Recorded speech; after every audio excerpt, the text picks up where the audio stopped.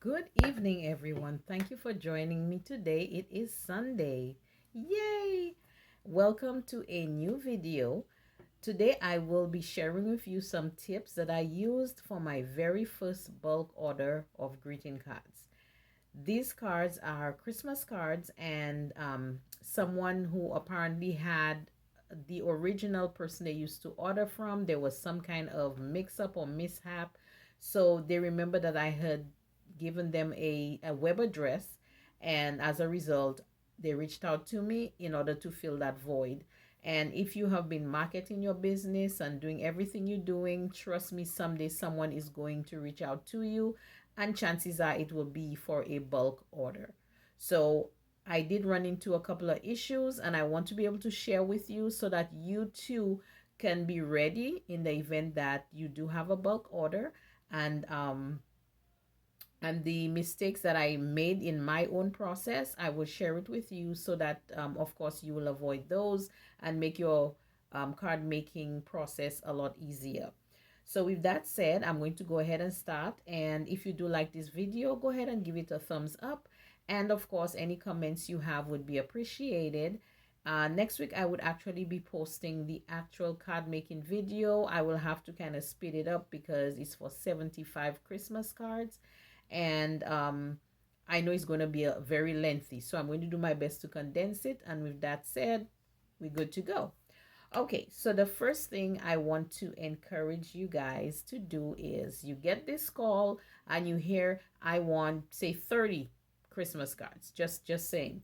You're all excited. You get over the hysteria of, oh my God, can I do this and whatnot? And you calm now. So now, okay, you got this, okay? Take careful notes. Make sure you take the person's name. I personally like taking the date and what the consumer is requesting. If there's anything that the consumer is saying in talking to you that seem to stand out to you, or they keep repeating certain things, that means that that is important to them. So you want to document that under a nice notepad with their name, whatever information you need. Document those little key points, which would help you in providing them with what they need. Now, again, that is listening to your consumer very carefully and what their needs are. The second point I want to go through is be honest with your consumer. Do not promise something that you do not have or you cannot deliver.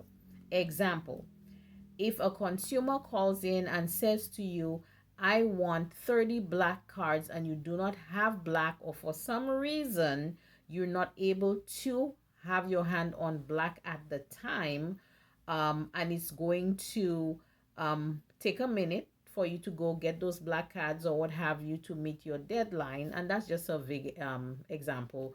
It's not actually so. Um, Let the consumer know, absolutely, I will be more than happy to provide that, but give them a timeline that is going to fit with what you need to do. So if, say, example, they want those cards like in the next 2 or 3 days, and if you, like me, have a full-time job and you're doing the card making on a side, depending on the time you work, you may not have that time to run to the store to get the cards, because by the time you leave work, the store will be closed, right? So if the consumer says, okay, I want those cards in 48 hours, business hours, you know you're not going to get it in 48 business hours. Let them know, okay, I will be more than happy to provide you with those cards. However, I do need more time as I need to prepare and have everything that you requested. So, how about, just being ridiculous, how about 4 days? I mean, I'm just saying, always communicate and be upfront with your caller. You do not want them to get the wrong impression of you. I believe it's better for you to be honest with your consumer, but being very careful, of course, because you don't want to always be the card maker who always have reasons why he or she cannot achieve what the caller is requesting. So you want to be very careful. At the same time, be honest with your caller. The other thing is, ensure that you have all the materials needed, okay? Now, what I have found was, I gave my caller two options. Originally, she wanted red, but I have been having trouble finding the cardstock for the red that I needed. So I knew I did not have red. I did not tell her I had red. What I explained to her, and again, is because she knows me, and I guess that was easier in that regard. But at least that's an idea. So I said to her, okay, I hear you, and unfortunately, I do not have the red because I've been trying to find that particular red that I've been looking for. I have not been able to find it. However, I can we can do white and green card bases, and I can incorporate red in it. So her thing was, oh well, I only mentioned red because it was Christmas, but that's fine. And I think where I'm getting at is you just need to be honest with your consumer. That's what you need to do from the get-go. Do not promise something that you do not have. Okay. Now that's one point here. Now the other thing you need to look into is make sure you have um like backups. Now when I say backups, example, I have 75 Christmas cards to make. I had a tape runner, and I'm going to show you what it is. It's a Recollections tape runner. It's a jumbo tape runner. In here has a roll of tape. Now I had a roll in here that was doing just fine. Oopsie. Needed to take this off first because I want to show you. Okay. So this is the tape runner inside. Okay. Now it does quite a few cards, and I do like using it because it's more convenient, and you can just like run through, sticking and taping, and just run through. However, what ended up happening was the tape busted, and when I opened it up, it looks like the whatever that was already used was decoiling, and the end of the tape that should come through the mouth to stick the cards got busted. So then when I look even closer, it looks like the actual adhesive tape went on the inside of the rest of the roll rather than on the outside, where when you run it, it would actually come onto the paper. So here I was in the middle of getting things stuck, and then this happened. Now, that's what I mean, have a backup. If you have glue, liquid glue, or you have some other type of adhesive, maybe you had like I had those I had double-sided tape, and then I have this here. So I was able to use this. It's not something I have fun using, but I still use it anyway, just in case I have an accident like that, until I was able to go and get it changed, which was a week later, but still it did not affect me continuing with the process. Okay. Now, also, someone said to me, and that's point 4, I'm sorry. Someone said to me, little is much. And I'm going to explain that. Because yours truly, I absolutely love die cuts. I love die cuts to death, to the point that I love the die cuts, and anything I do, I must have a die cut, because if I don't have a die cut, it is not a card made by me. So I presented a design to my consumer, okay? A lovely design. But ladies and gentlemen, 2 cards, 3 cards, even 5 cards is nothing compared to 75 cards, where nearly everything on that card is a die cut. It's ridiculous. So here I am with more than 5 die cuts needed for 75 cards. That is the most time consuming thing, that is so ridiculous. And again, it's a mistake I made, and I'm trying to let you not make that same mistake. Do not, for Christ's sake, do not design a card that requires more than 1 or 2 die cuts. Let's see, 1 maybe. Okay. My recommendation is design something that is simple. Okay. um Preferably use stamps if you have stamps, stamp sentiments, or say if you must use a die cut, that's fine, but don't use as many die cuts, because what's going to happen is, um if you run into trouble with the die cuts, is going to literally mess you up. So here I think I have, here we go. I split them in half, right? The 75 cards in half. I have a die cut for 38, a die cut for 37, right? That's just two. But then I went ahead and I had a cross die cut, then a smaller scallop circle and a bigger scallop circle. Okay. Then I went ahead, I'm not done yet. Then I had poinsettia and then a bigger poinsettia. So far I have 1, 2, 3, 4, 5, 6 die cuts. In fact, 7. Oh no, not even 7. Oh my goodness. I'm going to show you this because I mean it was more than 7. So 7, and then here is another one. And I'm going to tell you why. Here is another one. Listen to this.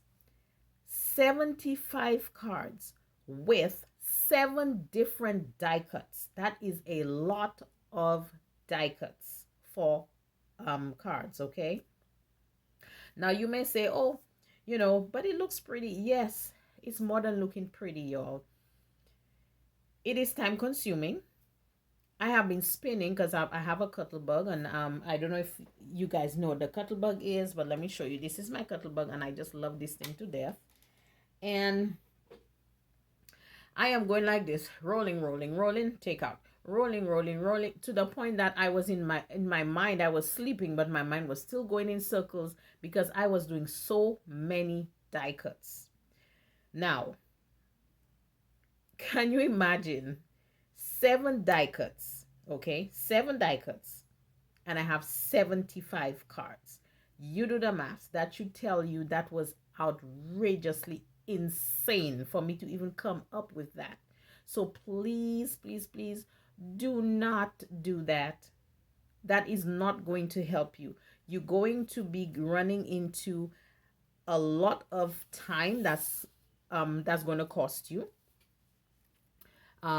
And of course, you're not going to be able to deliver in a timely manner, especially in the case where I have a full-time job and I'm doing the cards on the side. So I am spending most of the in-between time cutting and cutting and cutting die cuts. It is so ridiculous, guys. I mean, I'm so ashamed of myself.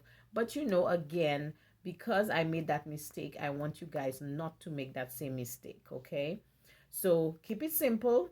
Use stamps if you need to, whether it's flowers or just very simple.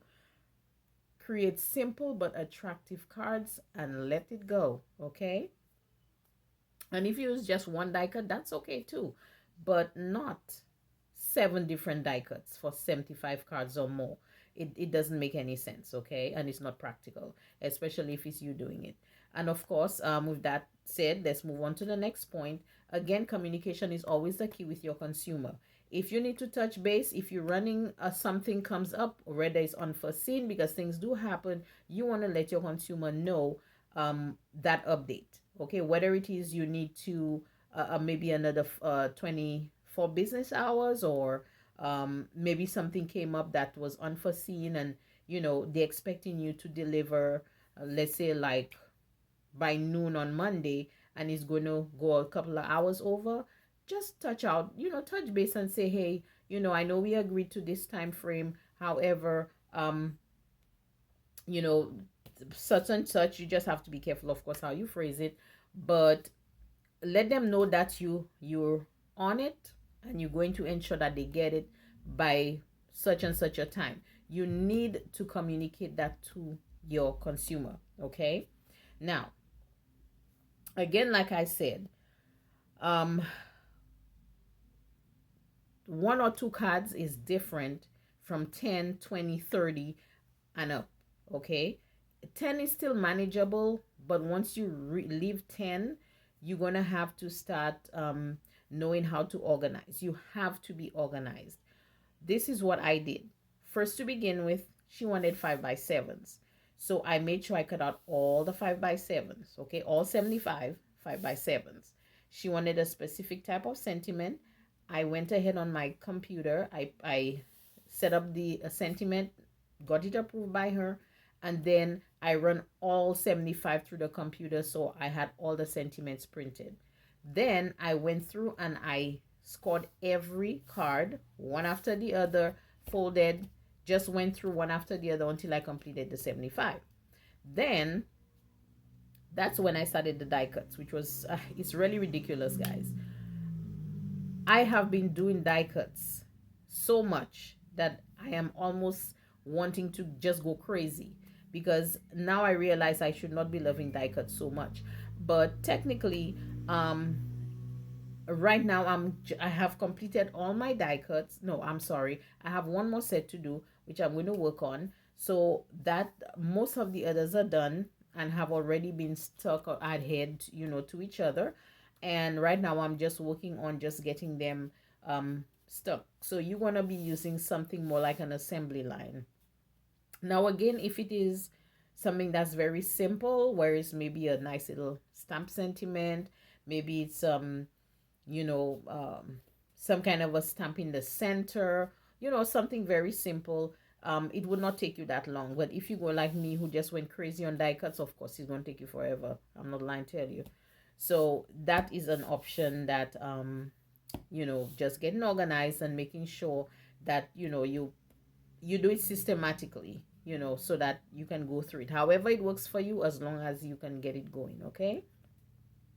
Another thing is, I would suggest you have like a piece of some kind of a paper or card or something, just in case your hands got whether it's glue or whether it got ink or something that you didn't see.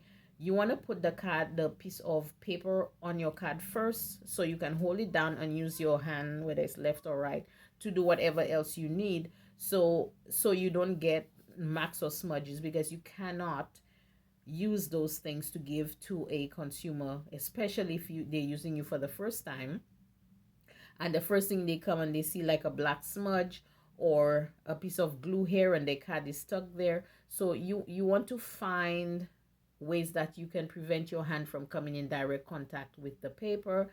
I use gloves, the clear gloves, and it's easier to wipe stuff off the glove if I have to, so that I don't transfer it to my card. So personally, I just use some disposable gloves. And let's see what else. Yeah, so basically just make sure that once you have determined your design, you have shared it with your consumer, they're okay with it, just get everything organized. Have all your materials ready, have backups if needed, communicate with your consumer if needed. But most of all, do not do die cuts, at least not so many die cuts. One die cut, okay, we'll get away with that, but not too many. So with that said, I hope this is definitely of help to someone who is new to card making and just started your business, and you're just waiting for that one call to get someone who is going to purchase your cards. And okay, it's going to be a bulk order.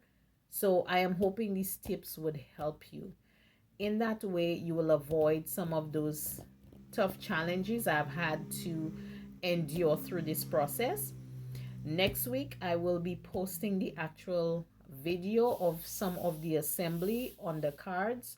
So in that way, I'll try to do it in such a way that you can see how I processed or went through with it. So thank you so very much for watching. Have a blessed and safe week, and I look forward to seeing you again. And of course, any comments would be appreciated. Thank you so much for viewing. Bye-bye.